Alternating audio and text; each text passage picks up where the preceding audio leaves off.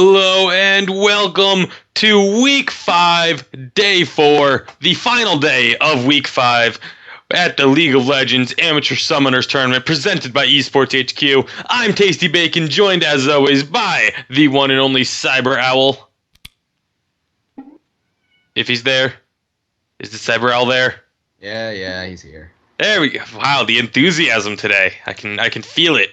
Feel it emanating off of you.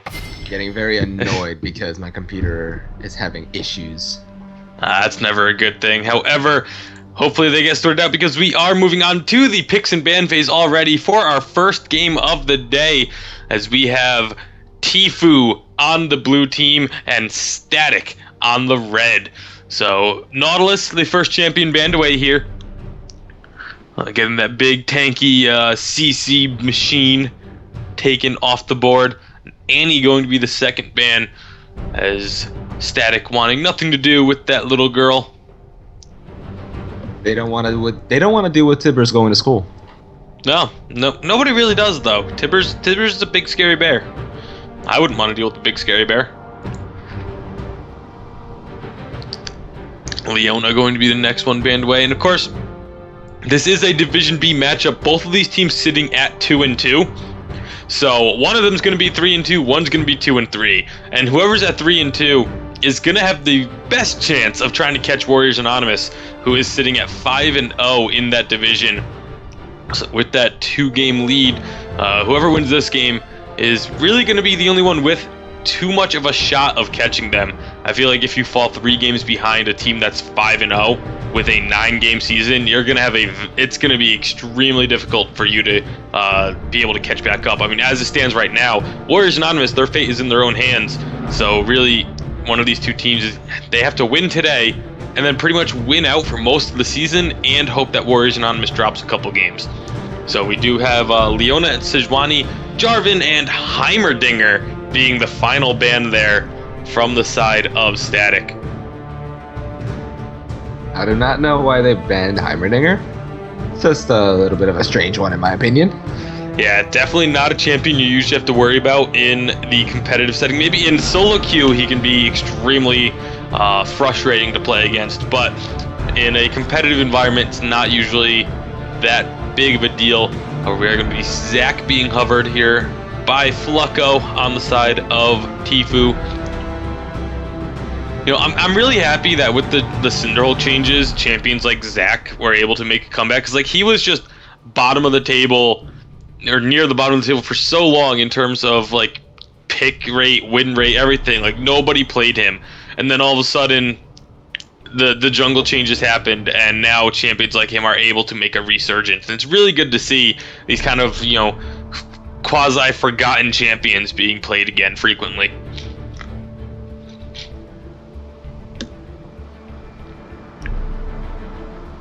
Possible Skarner going to be coming out here for Static. So I'll do a quick rundown of the teams. We have no LCS order coming out of TFU. So or Static. Neither team using LCS order on us. Both of them going to make us do extra work, make us hate them, all that kind of stuff. Tisk tisk. But on the side of TFU, we have Tatanka is down there in the top lane. Flucko is their jungler. Shaughnessy the Great mid lane. Bellatrix and Tyrion the Imp 7. However, Tyrion the Imp 7 is being substituted out today for Rylus, as that is going to be their lineup. Over on the side of Static, it is Ganondorf in the top lane, Ninja Kiwis in the jungle, DGeter9 in mid, Monkey Dude as the AD carry, and Raunchy Spider is their support. So going to be some trading of champions going on here, as they are clearly not picking for themselves. As Xerath and Skarner came through for Static, and now possibly the Nami as the support of choice for TFU. Let's see who they decide to go with for that AD carry position.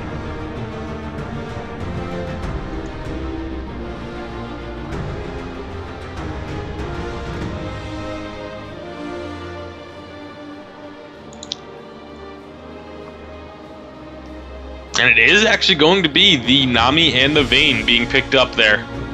For I'm a little concerned about the fact that they picked Vayne into Xerath's Skarner, simply due to the fact that it's going to be very easy for her to get locked up.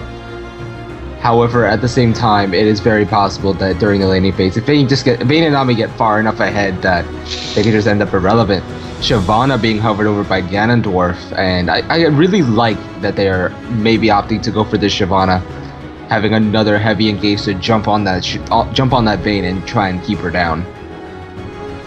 Yeah, gonna have it. They should have an okay time being able to get to the Vayne with the team that they have now, especially just because of the range. Oh, actually, gonna be possibly changing out the Shyvana for a Morgana. Have to see. Nope, back to the Shyvana. See what they decide to go with. They did lock in the Varus though. Varus is locked. Varus mid. I doubt it's gonna be Varus mid, seeing as they already have Xerath. Xerath AD carry. Or Xerath support. I think that's what it should be. Xerath support. That sounds good to me. Wow, that was a very quick lock-in by Shaughnessy the Great on that LeBlanc. And Tatanka 187 hovering over that Wukong, now switching over to Maokai. I prefer Maokai over Wukong simply due to the fact that he can provide a lot more lockdown than Wukong. Wukong is meant for more damage, but if you build him AD Wukong, basically what you're going to end up doing is falling off extremely hard towards the late game. Yeah, the other thing is they already have some solid damage with Vayne and LeBlanc. That's a lot of AD and AP damage. So really you want to get those two big, huge tanks in the form of Zac and now, of course, the Maokai, as long as that does get locked in, which it looks like it is going to be. But as you mentioned, Shaughnessy the Great locking in LeBlanc very quickly, meaning that he, with Xerath already locked in, you pretty much know that's going to be your mid lane matchup. And so Shaughnessy feeling very confident in the LeBlanc into the Xerath. I mean, LeBlanc into Xerath pretty much is a skill matchup. It's a matter of whether or not Xerath can farm back safely while maintaining his mana. And with LeBlanc, it's a matter of whether or not she can jump in onto the Xerath without going down and still getting farm. Yeah, we'll have to see how it's going to play out, as they do have some time to make their trades, set their summoner spells. Very likely going to have that teleport smite in the top lane because of the fact that Shyvana. So, I don't know. I'm looking at the two teams. I'm not really looking at either side and saying this side has a much stronger team comp. Like, they're both pretty even. They both have some poke. They both have some engage. They both have some AoE lockdowns and things like that. So it should be pretty even on the team composition front. It's really going to matter how the teams play it out early on and which one can get the better positioning in fights, because that's going to be super important. The positioning of those of the carries. If LeBlanc and Vayne can avoid getting themselves locked up by a Xerath, by the ultimates from Morgana and Varus. Whereas on the side of Static, it's going to be a matter of if Xerath can stay far enough behind the team that he doesn't get engaged upon. But there's a lot of tools for the side of TFU to be able to get past that front line. You have Zac who can jump over. Maokai's Twisted Advance can get him pretty deep into a team. You have, of course, the tidal wave from Nami can completely reset a team fight. So it's going to be really, really interesting to see how they actually play it out and what their two strategies are going to be. Personally, I feel like this, on the side of Static, it's basically going to be a matter of whether or not they get Vayne fed. If they are able to get her ahead of Varus to a point where she can just kind of sit in bot lane, whoever goes down is going to end up fighting a brick wall, then they're going to be extremely happy, because it's going to allow Nami to roam with LeBlanc, and they'll be able to lock down some kills with Maokai's Zac, while letting Vayne scale up towards the mid and late game where she hits her strong point and gets even stronger. On the side of TFU, we do see that they have a lot of lockdown, but they've lack of relative engage. They have Varys' Chains of Corruption, which at the end of the day is their best form of engage here. They have Shyvana who can go in, but there's no lockdown after her ultimate that really does anything except for a slight knockback. So the lockdown from Varys, followed up by the snare from Morgana and Skarner, would be a great follow-up, but it's still very situational for that to happen, and the team fights have to be very particular for them to get ahead like that. Yeah, it's gonna be, I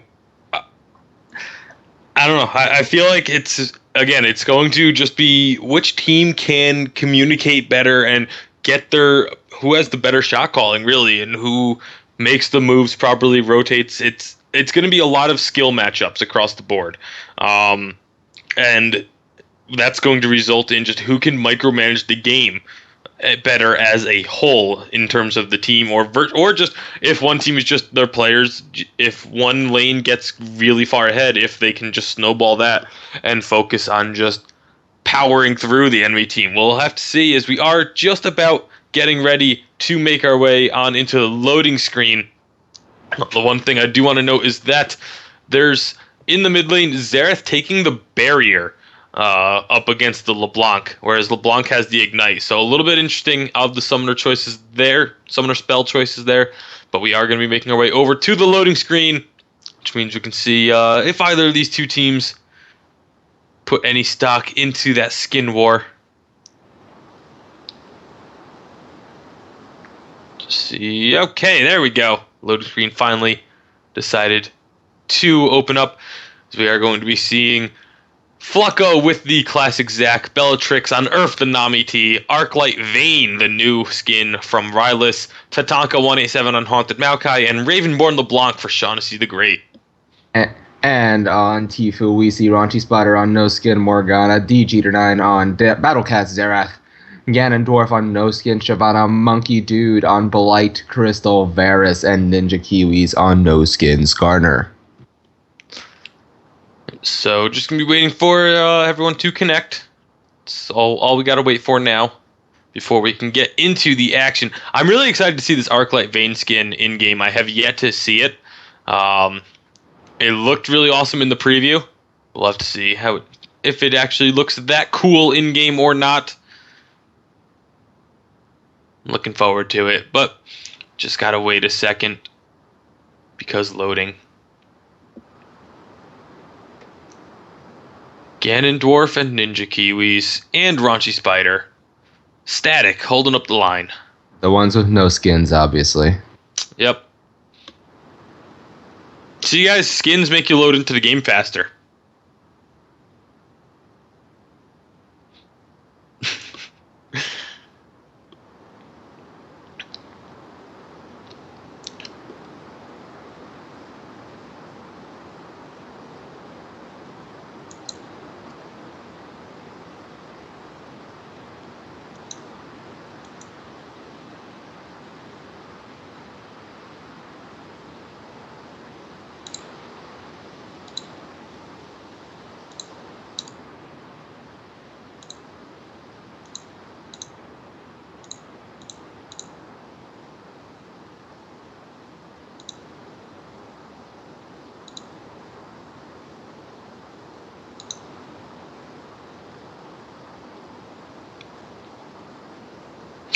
All right, so Ganondorf still not connected here. Maybe, hopefully not going to be an issue where he had to reconnect or anything. Is finally going to be connecting, but might be seeing a pause when the game first starts, depending on if the client was disconnected or not. But we are now getting on into the Rift, which does mean we have to do some work to get everybody organized, because they decided to just kind of go in whatever order they felt like instead of the LCS order that we know and love. There we go. Everybody's all set. The gates have appeared. Champions should be following shortly. I'm just looking at the Heart of Gold behind the red side shopkeeper. Oh wow, that Arclight Vayne skin is pretty awesome. We are going to be seeing a disconnect call out, so possibly an early pause, maybe? Or not. Yeah, or not. There it is. Okay. Knew it was going to come at some point. You don't just, especially with the level 1, you don't want to have one of your champions, especially your AD carry, being AFK. As that is very likely just going to be a client restart for Rylus.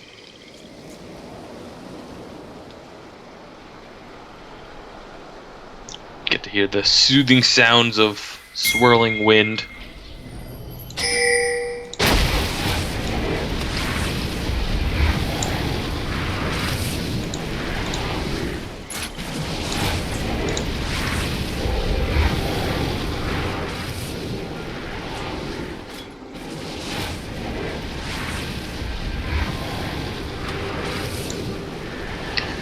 So hopefully Rylus will be able to reconnect shortly.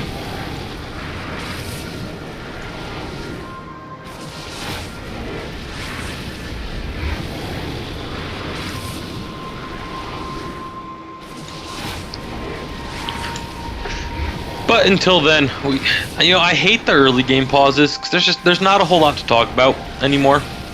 Yeah.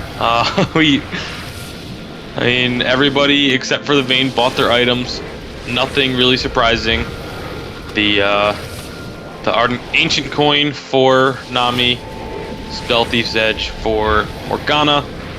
Everything else pretty standard. Maybe with the exception of Maokai starting with the Doran's Ring, because he has the top lane is really the lane you have the most choices as far as your starting item, I feel. So Doran's Ring for Maokai, while the Ruby Crystal comes out for Shyvana. Obviously going to be wanting to get that Cinder Hulk built up as quickly as possible. So starting with that Ruby Crystal gets that build rolling a little bit faster than if you were to start a Doran's item.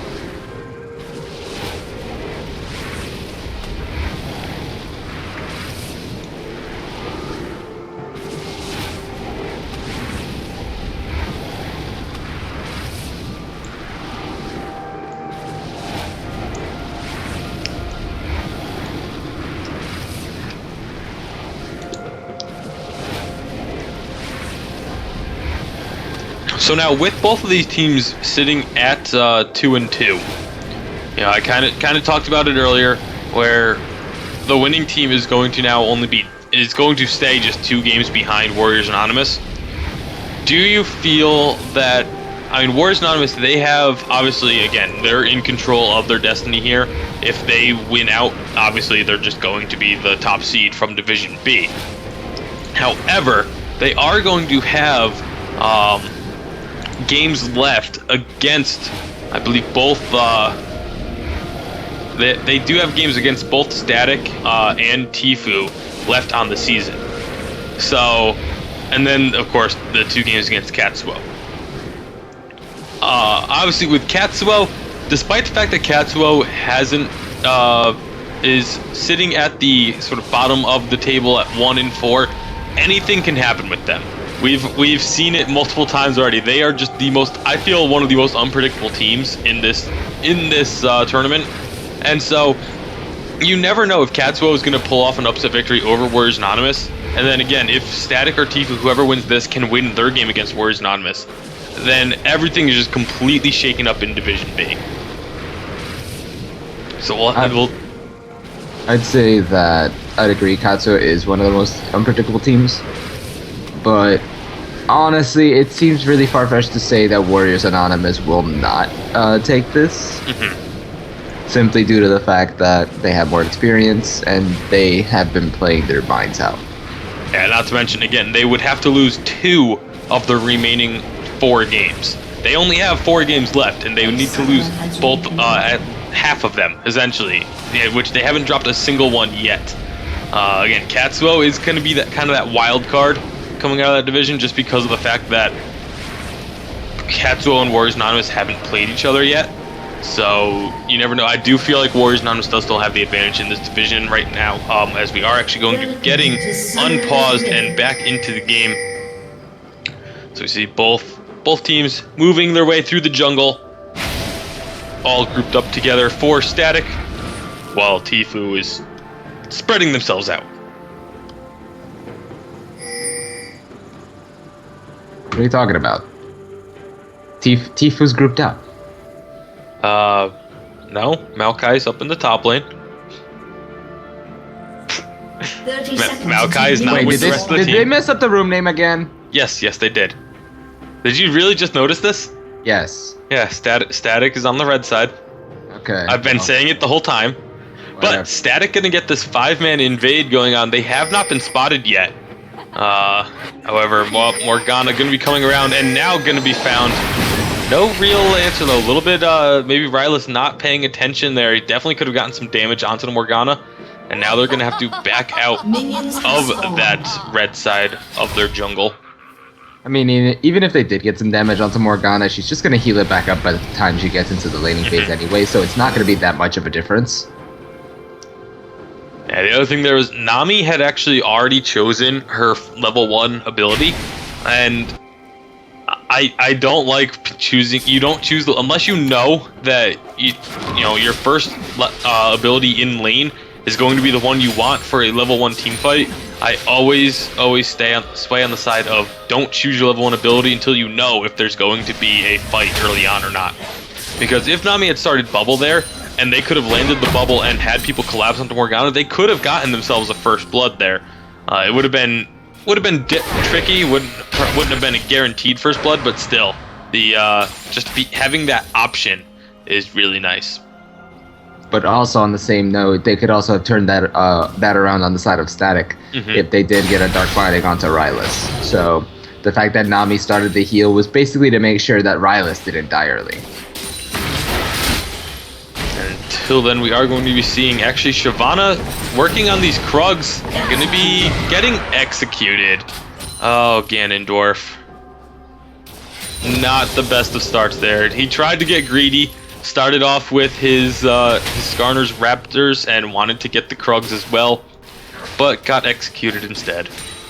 Yeah, that too much greed out of that Shyvana, simply due to the fact that you're not strong enough to take 2 camps anymore as the top laner. Not anymore. You used to be. Yeah, that is going to be making it so that, honestly, Maokai has a small edge. It's not going to be too much because there are so many minions there for Shyvana to now soak up the experience on.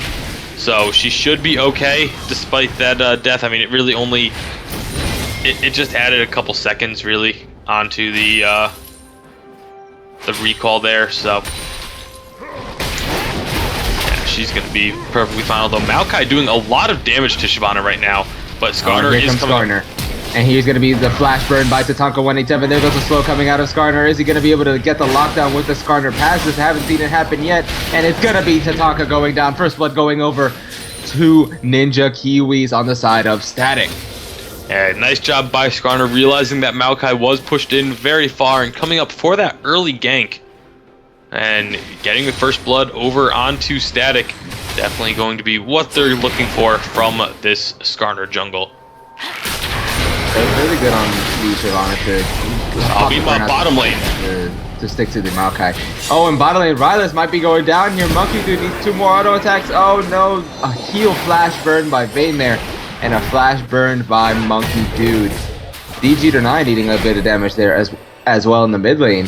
Rylus is going to have to be careful though, because he just kind of stood there while eating a bunch of damage from both Monkey Dude and from Raunchy Spider. That was a very, very precarious situation for Rylus on this Vayne. Rylus did actually not burn her flash. It was only the heal coming out there with a tumble. Ah, looks like a flash. Yeah, it was only Monkey Dude that used the flash. But having that heal advantage now, along with the potion still not burned from the Vars, very convincingly controlling this lane in the bottom for now, which is to be expected with a Vars versus a Vayne. Vayne obviously having one of the weakest starting ranges of an AD carry, and Vars, of course, with that piercing light piercing arrow, does so much range damage, as you see it right there. Just going right on through, dealing some poke damage. Well, Tatanka 187 just being pushed out of lane by Ganondorf here. despite being executed by the Krugs at the beginning, it seems like it's not a problem. And there's the disconnect again. Yeah, Rylus having still some connection issues, as aided Dark Binding to the face. And once that Dark Binding connected, I was pretty sure something was up, because Rylus made literally no effort to get out of the way of it. And now we know why. It was because he had actually disconnected already. So, looking at where we stand right now, LeBlanc is doing a very good job against this Xerath in terms of CS, which is a little surprising to me. Xerath kind of known for having that AoE wave clear and being able to shove in waves, whereas LeBlanc isn't quite so much until she gets a little bit further into the game. But sitting on 37 to 27 right now, and again, we were talking about in the top lane, Ganondorf with a big lead, almost 15 CS over Tatanka right now. I'd say currently the only advantage to be had on TFU is on that LeBlanc. Skarner got the first blood, so he's sitting a little bit ahead of the Zac. Not only that, he has boots, so he's going to be a lot more mobile. But on top of that, Varus, he has this slight CS lead onto Vayne, and he has the pushing power, as well as the extra burst that comes out of being a Varus player, or rather Varus as a champion. Shyvana has the lead onto Maokai, and you can see how badly she is pushing him out of lane, forcing him to use his mana, and she is just sitting healthy up there. And the only real, not really much of a difference is the supports, except Morgana does have potions, or biscuits. Yeah, Morgana also has, with that Spell Thief's Edge, has a slight lead in gold. It is very, very slim, not anything significant. It's about the difference of a ward. But as the game continues to go on, as that lane keeps going, until Vayne can recall, that's going to be a big advantage on the side of Static, because just again, Varus going to be able to continuously poke out the Vayne. The one thing that is in Vayne's favor is that Bellatrix on the Nami does have heals, so it's a little bit extra sustain, and not having the potion, not having the summoner heal isn't as big of an issue as long as they play defensively. But if Monkey Dude and Raunchy Spider continue to keep this lane pushed, it is going to open up the door for Zac to come down to gank, and Skarner's not going to be able to get too involved for the meantime. However, the thing about Zac is that he's still up on the blue side of the jungle right now, so it's going to be a while before he can get down to this bottom lane. I believe he may be looking to possibly try and help out the Maokai, just because Maokai is the one that is really struggling. Vayne is only behind by about 6 CS, so despite not having the summoner heal, and again, just the fact that Monkey Dude is going to be able to continuously harass, it's not going to be to the point where Vayne is going to be bullied out of the lane the way Maokai is. Yeah, I'd say so as well. It would be best if they did send the Zac just to assist the Maokai in dealing with the Shyvana, because the only one that could really lock down pre-level 6 is Shyvana. And Xerath, however, it seems LeBlanc is doing just fine. He could also just go ahead and opt to help her push into the Xerath, allowing her to roam around. Yeah, Ignore that yawn. It's early for us. This is we are not used to doing things this early in the day. I woke up like 5 hours ago. I'm just still really tired. It's early. That's why. Give us about I don't know, an hour? I don't know. No, not that long. We'll figure it out. Either way, we are just going to be waiting for Rylus to reconnect here. Wow, they almost used all of their pause time already.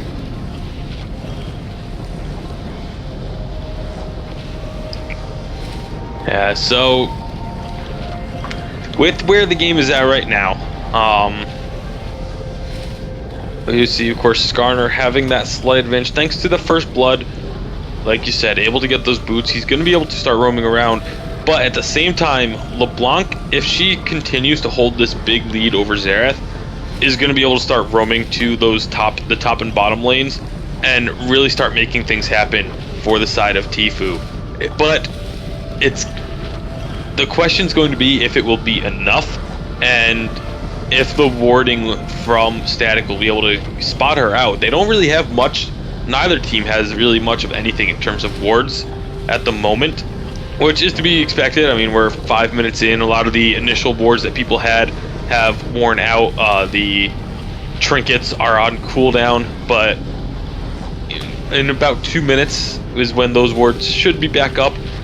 Both top and jungle from the side of Static have wards in their inventory to be able to put down, which is always good to see.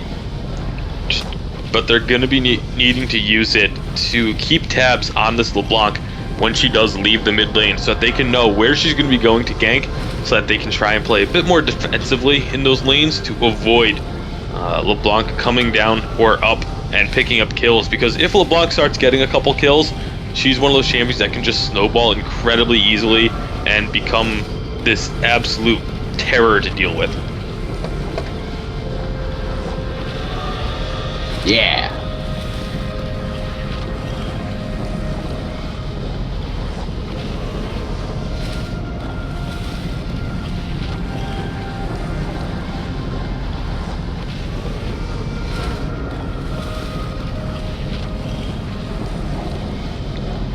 Looks like this is going to be another one of those very long pauses. They have about 3 minutes left on their pause time, though.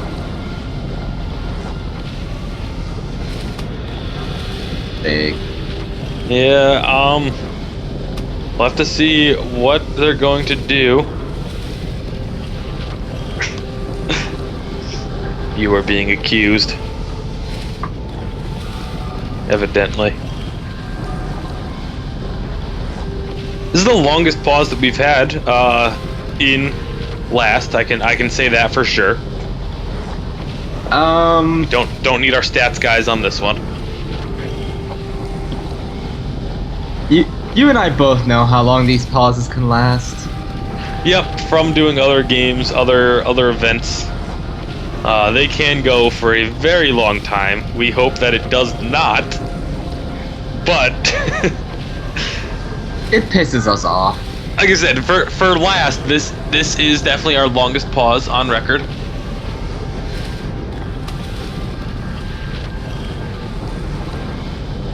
We are just gonna be waiting this one out. Hopefully Rylus can get his situation sorted and get himself reconnected to the game.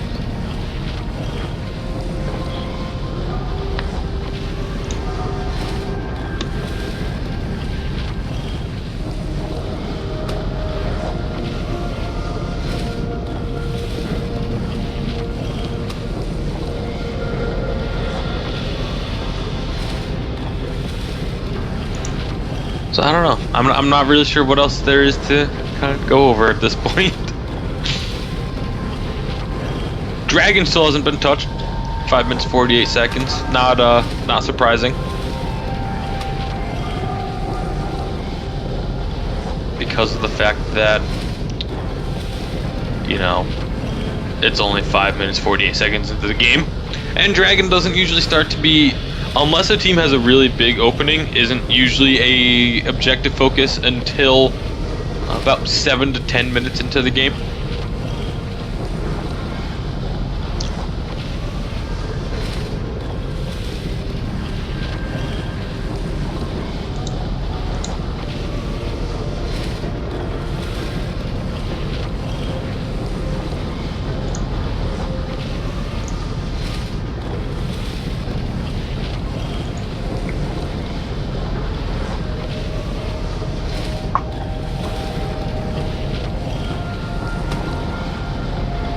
Well, at some point, they're gonna be forced to play. They actually only have 10 minutes of pause time. I misunderstood. I thought it was 15.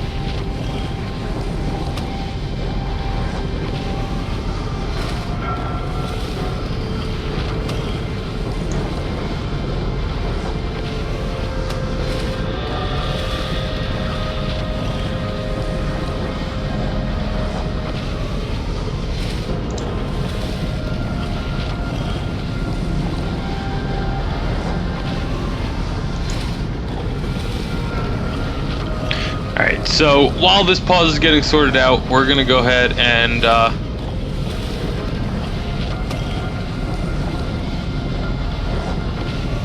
oh, actually, looks like they are unpausing now. There we go. Okay. Okay. I was gonna say, you know, let's put on some music while we try and figure out what's gonna be going on, but the game has been unpaused and we are back to the action. Yeah, and it looks like they are going to have to play the 4v5. Yeah, unfortunately for them, just Rylus not being able to reconnect in time, and they only have so long of that pause timer to use. So hopefully Rylus will be able to reconnect soon, but if he doesn't, unfortunately for TFU, having to play a man down is never a good situation to be in. Never a good situation, and certainly never easy, considering how they did lose their AD carry and it wasn't someone like support. Yeah, that's definitely going to be very, very rough to deal with.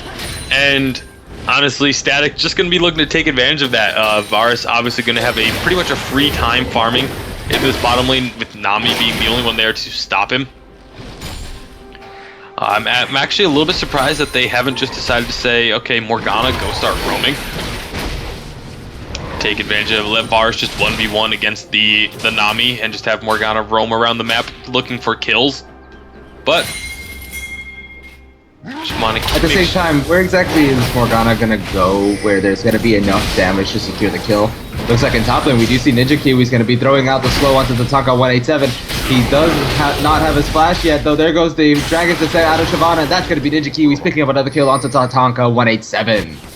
A little surprised Tatanka didn't put down the ultimate there, just to try and reduce that damage, see if he can make it to the tower. Was he? Oh, he was. Okay. So, great job there by Ganondorf. Oh, here comes that LeBlanc roam. Here comes Shaughnessy the Great looking to try and get the kill on the Ganondorf. There goes the chains, and it does land. Shaughnessy the Great going to be taken under the tower. A few more attacks from Ninja Kiwi should be able to pick up the kill there. That's going to be Ninja Kiwi's now on the killing spree, getting the kill onto Shaughnessy the Great. We did see the teleport coming out of Tatanka 187 in the top lane, but Xerath is going to be perfectly happy to just sit in the mid lane and free farm a little bit without the poke and annoyance that is that LeBlanc. Yeah, Skarner is going to have to back off, let Maokai have some time up there to himself, at least until Shyvana respawns and teleports on back in. And it's looking very good for Static, and not just because of the disconnect in the bottom lane, because there hasn't been anything to come from that yet. It's all been up in this top lane. Flacco takes a lot of damage from the Xerath right there. But then again, he's also Zac. Yeah, he's not going to care about it too much. And LeBlanc, Shaughnessy the Great, trying to roam very heavily, looking to come down to help the bottom lane. But now you're just letting Xerath have free farm in the mid lane. And unless they can get a couple kills out of this... Oh, and there's the exhaust going out of the Bronze Spider. Shaughnessy the Great going in with the distortion and the Q onto Bronze Spider, picking up the kill there. She's looking to try and get a kill on Monkey Dude here as well. The heal is burned by him. Is he going to be able to escape here? Another distortion should be up shortly. There goes the Sigil of Silence. Is the distortion going to be coming? Bellatrix going to be taking up the tower. There's the Ethereal Chains, and that is going to be the kill going over to Shaughnessy the Great. Double kill there in the bot lane. Yeah, that's absolutely what they needed to make that roam worthwhile. Even if you had gotten just the one kill, I still don't think it would have been completely worth it to give that much solo time to the Xerath. But by getting the second kill and getting the kill onto the Varus, it is going to definitely make that a lot more worthwhile, as LeBlanc, with that needlessly large rod, having a lot of damage already. However, Xerath also answering with the needlessly, and then Varus picking up that BF sword. It's still going to be an extremely difficult task for TFU to be able to get this game going in their favor, because again, just being down a player, and being down such an important player on that AD carry, the Vayne, who is that late game hyper carry, it's just going to be extremely tough.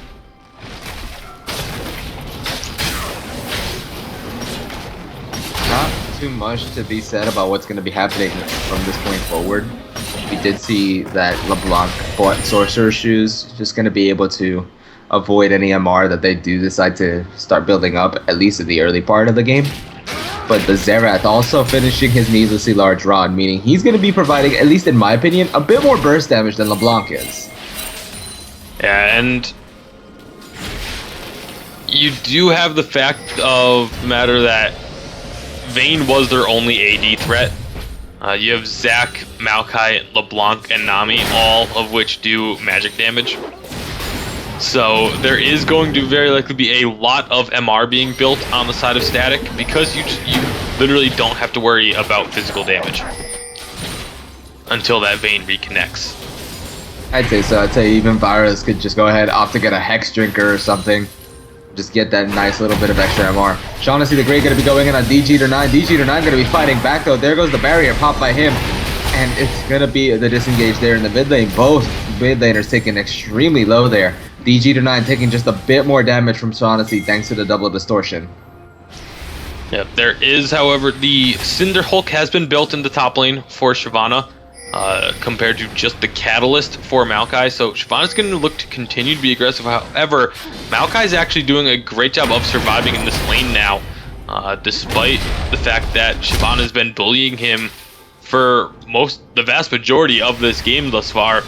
He is still just holding on up there and starting to get some good damage back onto her. Oh, and there's the distortion into the tower. Shaughnessy the Great picking up the kill there in the mid lane. In the bot lane, we see the tendrils of corruption going out and hitting the Nami. Varus picking up the kill there onto her. Flacco is here in the bot lane, but not much. He's not gonna be able to do all that much against the Varus Morgana. At least when they're still sitting extremely healthy. But there is no Varus ultimate in case he does get a little too over aggressive. So they might be able to push into this tower, but I don't think they'll be able to take it. Yeah, at this point, Flacco just kind of looking to soak up the experience of those minions and maybe get some gold out of them. However, oh my goodness, the range from Varus is going to be keeping him at bay. LeBlanc, though, 4-1-0 in the hands of Shaughnessy the Great. Definitely has the ability to make things happen across the map, but without that Vayne, not sure how effective it's going to be in the long run. Shaughnessy the Great is in the bot lane yet again. This is honestly the way you're supposed to play a 4v5. The strongest member of your team has to roam around and get as many kills as possible to try and circumvent the fact that you lost a teammate. Monkey Dude eating quite a bit of damage there from the Sigil of Silence and the Ethereal Chain, but not really too much. He's going to be sitting just fine. Maybe going to back a tower? No, he's actually going to stay in the lane. Flacco got taken down to half HP real quick by that Xerath. And that's the flash heal burn by Monkey Dude thanks to Shaughnessy the Great landing the Sigil of Silence and the Ethereal Chains yet again. He needs to be careful not to get too close to that LeBlanc. The LeBlanc is fed for a reason. Yeah, like you said, this is what you want to do in a 4v5 situation. Have your jungler cover for whichever lane is going to be left open, or if it's your jungle at left, then you just keep going the way you were. But getting that, your strongest member roaming around the map, trying to just shut down the enemy's strongest member, which is, at this point, the Varus. And it's also the easiest one to kill, in my mind, because he doesn't have the escapes that, Shyvana is just going to be too tanky. Xerath has the stuns and slows to kind of prevent that. Varus just has the support of Morgana and his ultimate. And a slow from the ability I can't remember the name of. I don't remember which one it is. But either way, I can't for the life of me remember the name. I just don't see Varus frequently enough. However, LeBlanc is now going to be back in this mid lane. And it looks like they may be looking to get some vision onto this dragon for the side of Static, which they should definitely be looking to collapse on that and pick up that objective. Not having to worry about the AD carry means that you should have control of that dragon every single time. And I'm a little surprised that they haven't gone for it at all here, 15 minutes into the game now. Yeah, they could have taken that dragon so many times. Nami has not been able to go out and ward. She doesn't have a sightstone. She's basically building to survive in the lane against Varus and Morgana. Yeah, having to build herself almost like an AP carry is going to make things very difficult for that tidal wave being thrown out pretty much on cooldown just to try and stall that wave and keep it from crashing into the tower. we did just see Skarner down by the dragon, but he was just clearing out wards. He wasn't actually going for it, which, again, very surprising to me that they're not just trying to grab this dragon while it's essentially going to be free. Oh, and yet again, Shaughnessy the Great going in on DG9. Going to be throwing out the double distortion and the sigil of silence. Going to be taken down to about half HP. In the top lane, we see Ganondorf and Tatanka 187. They're going to be dueling it out. Tatanka 187 going to extremely low here. There goes the burnout popped by Shyvana just to run away from the tower. I'm a little surprised she didn't go a little harder on that, considering she did have her Dragon's Descent. Yeah, if she, I was really surprised. The rage bar was full. She could have easily just popped that ultimate and very likely gotten herself a kill, but deciding to play it safe instead, just force Maokai out of the lane, look to get some more damage onto that tower. Meanwhile, this bottom tower is about to go down as Nami, yeah, she cannot defend this, especially not after that last piercing arrow came through. So Shyvana getting some work done on that top tower. Not going to be able to pick it up just yet. But again, Static not really taking advantage of the fact that they have an extra player all that much. They're not going to have to, as long as they could just prevent this LeBlanc from getting further fed than what she is, which is really all it seems to be their objective at the moment. And with that bottom tower down. This game is basically going to be in the hands of LeBlanc on whether or not she can push the fact that she's fed to a point where the entirety of Static has to deal with her. Yeah, that being said, though, they have the tools to deal with her. I mean, you have, if Xerath lands a stun on her, Skarner, if he has his ultimate, he can just pull her into the team, and they can... LeBlanc, even when she's fed, she is still very squishy if you can catch her, and they have tools to be able to catch her as long as they can just get onto the back line with her. Well, LeBlanc aggroed the dragon with her Luden Zeka there.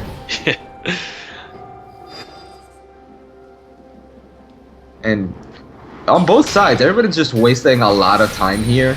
They're just getting a little more farm there in the mid lane, but he's actually not even far ahead compared to LeBlanc. Especially considering how much time he's had alone in there without LeBlanc. You would expect him to be a lot further ahead than he is. In the top lane. Oh, in the mid lane, we see DG not going to be hit up by the ethereal chains. It's going to be Shaughnessy the Great going to be the target here. However, Flucko going to be going in, and it's going to be Shaughnessy the Great picking up the kill onto DG9 with a couple of auto attacks there after the ethereal chains popped. Flucko just kind of there, didn't even get the assist, but this is going to be their push onto this mid lane tower. The ethereal chains does land on Ninja Kiwis. They're so slow going out onto Shaughnessy the Great.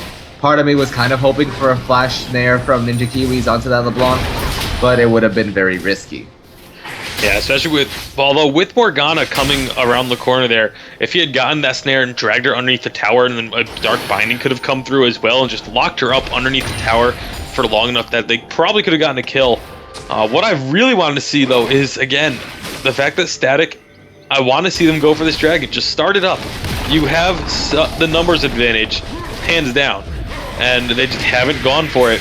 I mean, even if you have LeBlanc jump over the wall, you have that Skarner ultimate. Just grab her immediately and have everyone on your team peel onto LeBlanc, and you should be able to kill her before she can really do too much damage to the rest of your team. Oh, the Blade of the Ruin King active is popped by Ganondorf onto Tatanka 187 in the top lane. That's going to be him chasing out the Maokai. In the mid lane, we see DG9 landing the stun onto Shaughnessy the Great. Shutdown going over to Morgana onto Shaughnessy. And that is finally their opening. They should be able to get a push into this mid lane or go for the dragon here. They have an open map thanks to the fact that they did manage to secure the kill onto LeBlanc, who is the only member of TFU to have a kill. Yeah, LeBlanc sitting at 5 and 2 now is all of their team's kills, and that's going to be this mid tower going down. Nami and Zach just not going to be strong enough to defend this. Oh, Nami's going to get snared up by the Skarner there. Bellatrix going to be trying to run away. There's the flash from Skarner, and that's going to be DG9 picking up the kill with the W out of Xerath. This is their time. Go for that dragon. Take that objective off the map and put yourselves even further ahead, taking advantage of the fact that it is a 4v5 at this point. Yeah, they need to get those stacks. I mean, well, they don't really need to because it is a 4v5, but get those stacks running. You know, get yourself closer to just being able to completely leave no question about being able to finish off this game.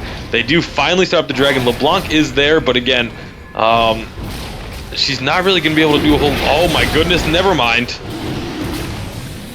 Wow.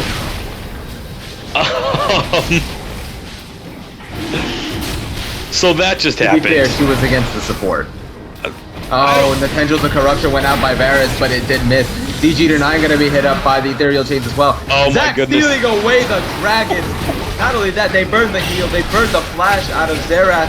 So this is definitely the fight that TFU wanted. Shutdown going over to Nami onto that Skarner. DG9 did manage to escape there, but he had to burn his flash out of that. Varus burned his heal, and Skarner burned his flash as well. And honestly, I feel it was because they waited so long to go for that dragon. As soon as they got the kill on LeBlanc is when they should have gone for the dragon. And don't worry about the tower. You're going to be able to siege the towers because you have an extra player. Go get that dragon while the only threat on the enemy team, the LeBlanc, is down. Or go for it while you have that Skarner ultimate up. That Skarner ultimate is going to be absolutely crucial in shutting down this LeBlanc, because as soon as she jumps in, Skarner can just point and click, hit the ultimate, and then LeBlanc is dead. She's not going to be able to survive it. If the rest of the team is there and she gets grabbed by Skarner, she is going to die before the Skarner ultimate has worn off. But instead, they got the kill on LeBlanc, they stayed around mid to push mid, they used the Skarner ultimate onto Nami, and by the time they actually went for Dragon, LeBlanc was up, was able to instantly kill the support, get a ton of damage onto DGeater, forcing him to have to not be involved in anything, and then Zach was able to, with that distraction of the LeBlanc on the backside, able to jump over the wall and just steal the dragon away. This game is a lot closer than it should be, considering it is a 4v5 without an AD carry. I mean, it is, it is a lot easier to fight a 4v5 early in the game than it is late. Like, the farther the game goes, the more that missing player really, you feel the effect of it. Especially, again, the fact that it's a Vayne.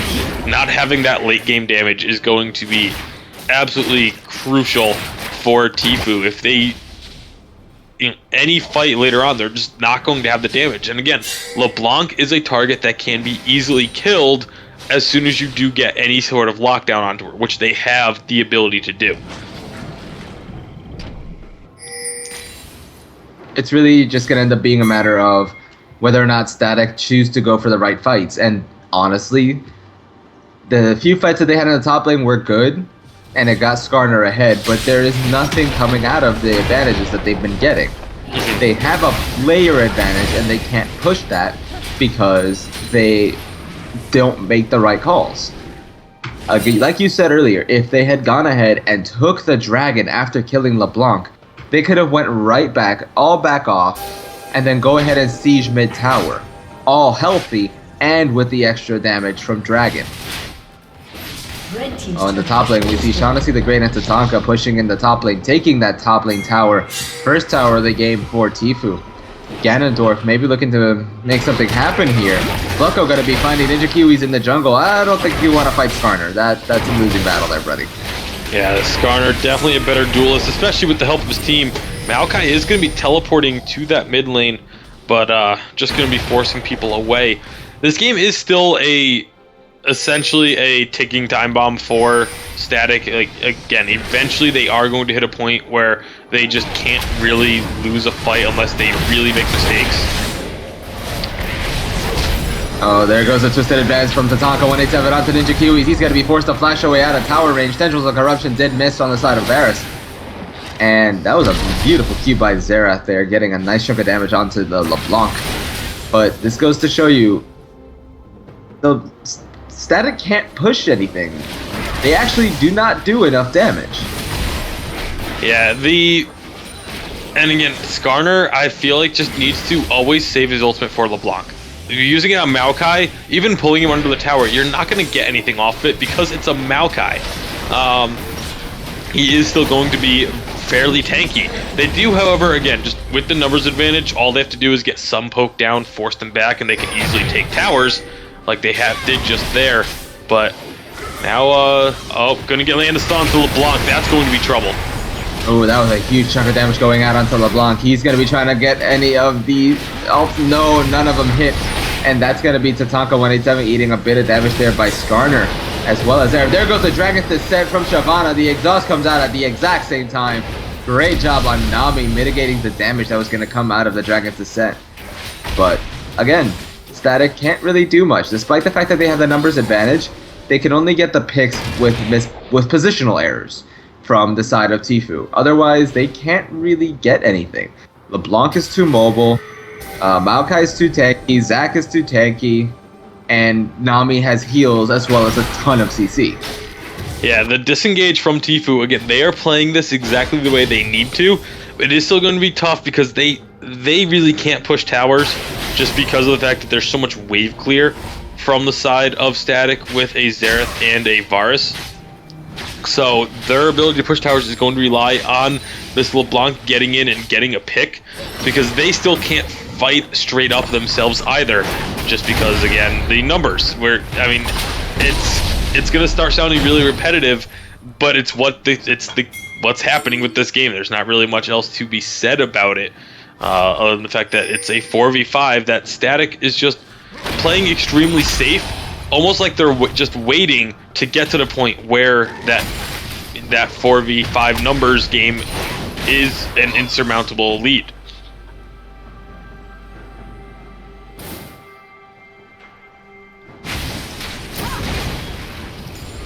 And they're not doing they're not doing a terrible job at it, because again, they do have 4 towers down. They have been able to take advantage and get those objectives, but I still would have really liked to have seen them punishing the 4v5 a bit harder at this point.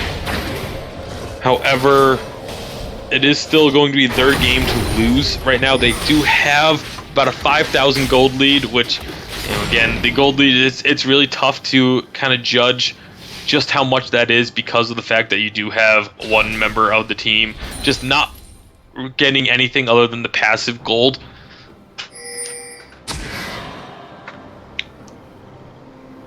It's just really unfortunate situation for TFU to have to be in with their AD carry not being connected. They're going to go for another dragon. Oh, and Bellatrix going to be caught up here. Xerath should be able to pick up the kill there. No, the kill actually goes over to Ninja Kiwis. Tidal Wave was also used there. Ronchi's Spider eating quite a bit of damage from that dragon, but Ganondorf just going to be tanking up the dragon hits. Very tanky on that Shyvana right now.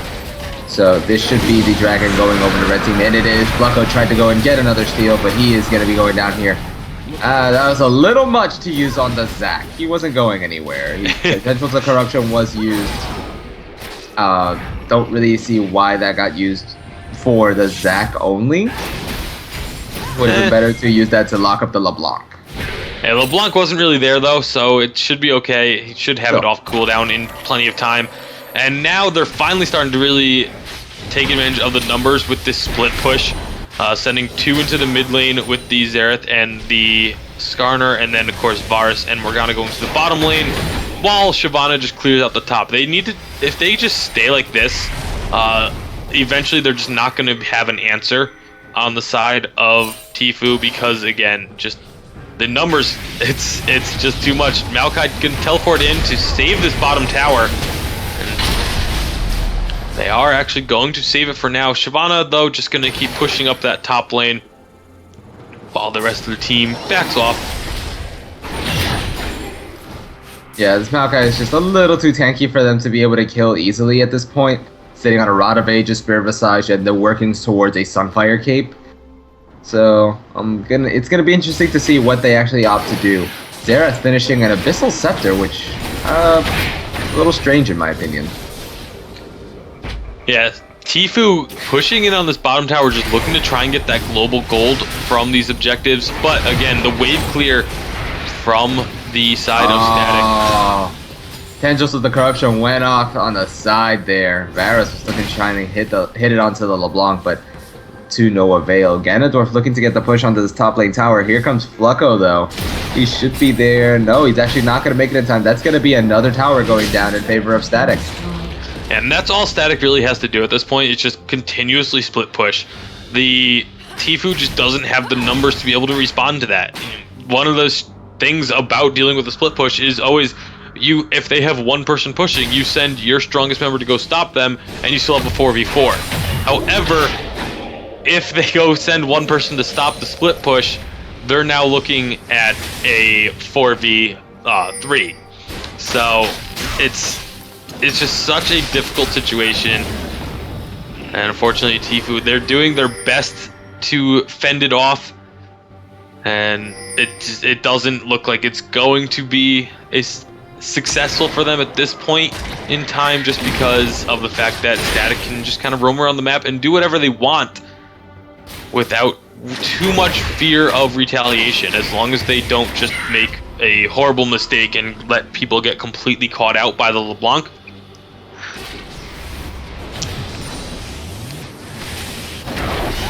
You see Skarner just going to be split pushing this bottom lane, going in onto the Nami. Nami using everything she has at her disposal to keep that Skarner at bay. Oh, well, that is a banner of commanded minion. That it is. It is taking a long time for Skarner to work that one down, but in the end, it does fall. In the end, it doesn't even matter. No, it doesn't.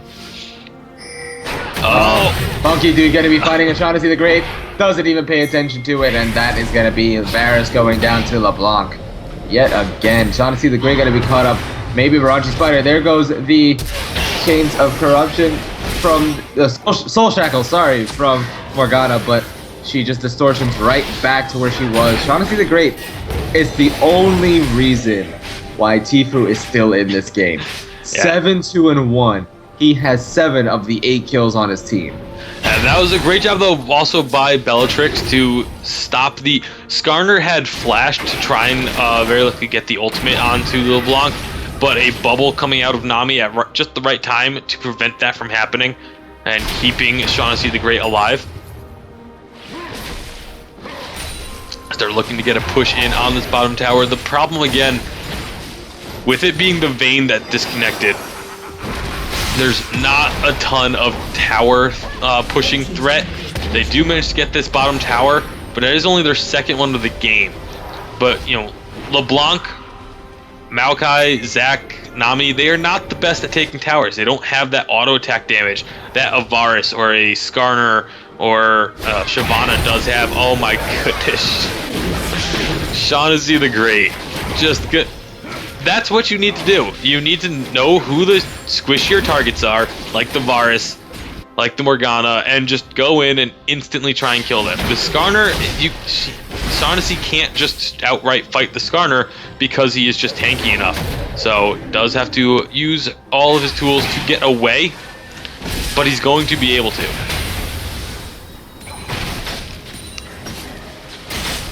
And it buys enough time for the rest of TFU to get back to this tower and defend it and prevent Static from picking it up.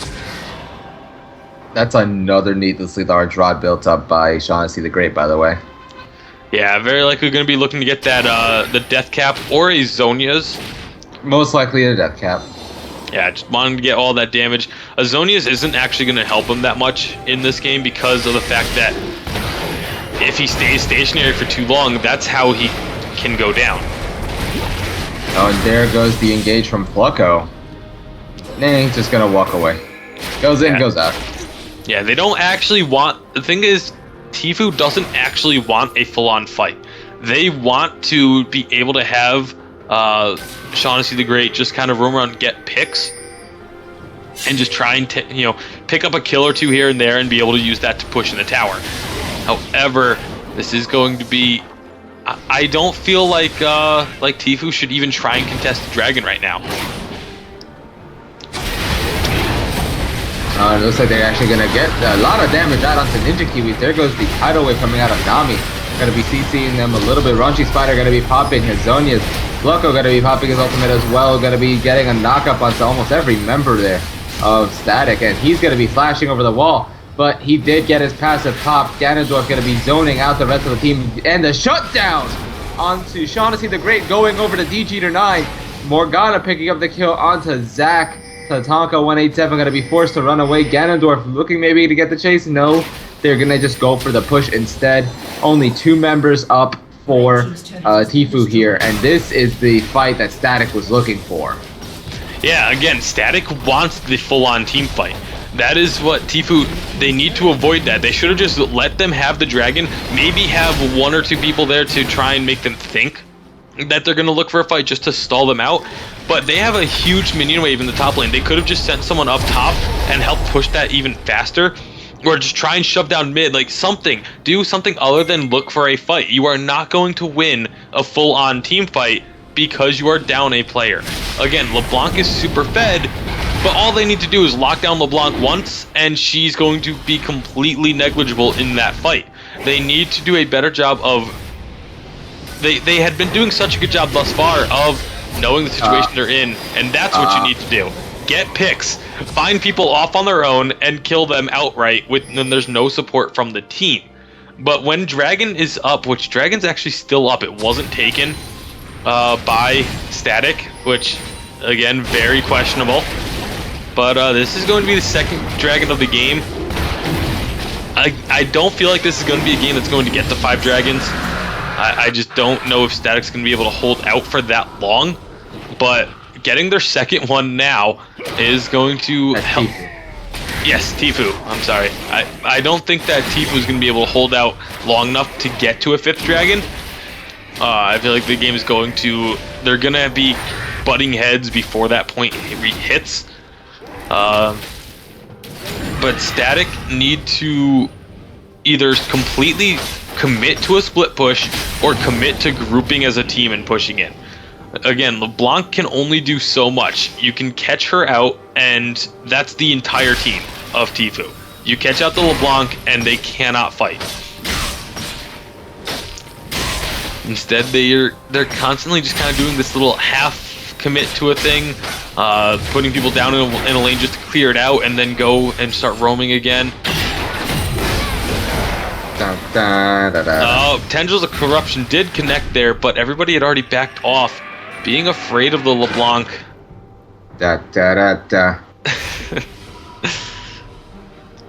LeBlanc just, though, again, it's only one person. Yeah, she's extremely strong. Yeah, she can pick, one of your squishier targets and blow them up from full to dead, but we just saw there she couldn't get the full combo out onto the Varus because of the Black Shield from Morgana, and they completely backed off. Like, she could only blow up one person at a time. She's not this huge AoE threat like, say an Orianna or something. She's just a single target champion, and so if they had just turned that around, I feel like they could have collapsed onto her. They're going to be looking for a kill onto Maokai, though. This is a lot being used to try and take on this Maokai. I'm pretty sure they're going to try and get the engage onto Skarner there. Tatanka 187, you're not getting away. I'm sorry, but no.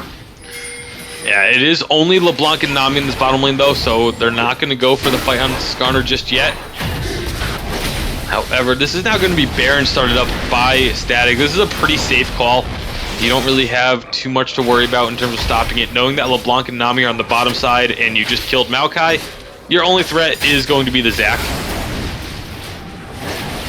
Just focus the Baron. Just focus the...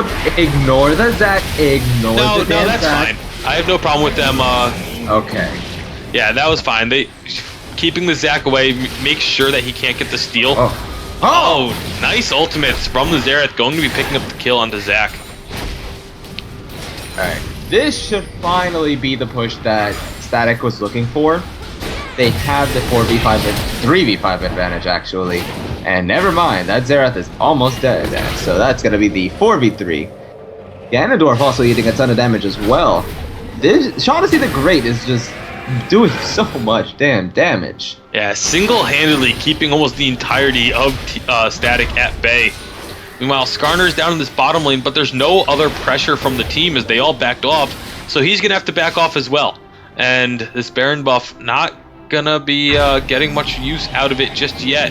We'll have to see if they can regroup and go in. But again, the thing is, they need to just not worry too much about the fact that LeBlanc is going to jump in. She's going to drop a target extremely low. But right now, it seems like Static gets really intimidated when that happens. And they need to just not worry about it too much. Just accept that that's going to happen, and just try and return the damage onto the LeBlanc. That's all you have to do. Just have Skarner be sitting there with his trigger finger on that R, and as soon as LeBlanc comes in, just try and just grab her, and you win the fight. That's all it takes.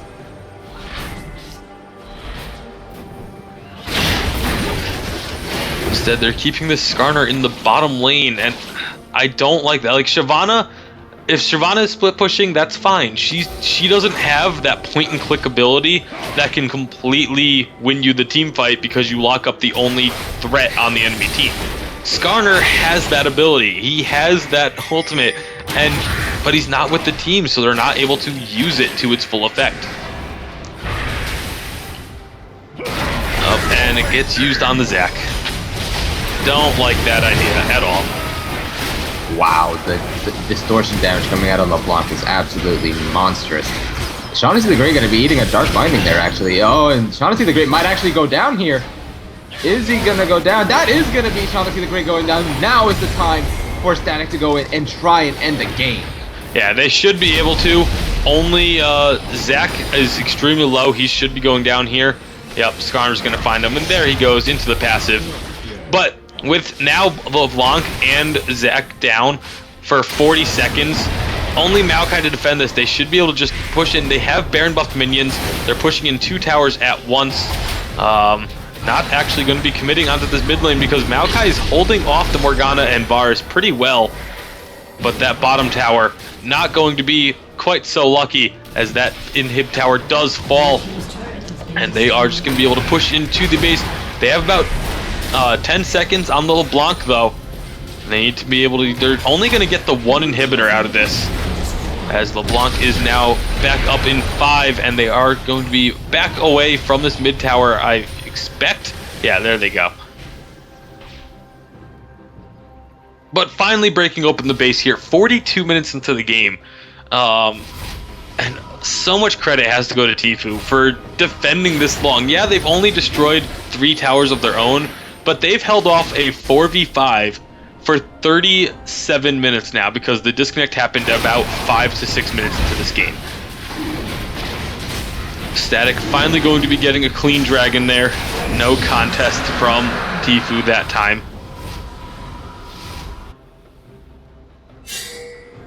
But again, unfortunately for TFU, just the numbers advantage in Static's favor. Just going to be a little bit too much, I feel, to overcome.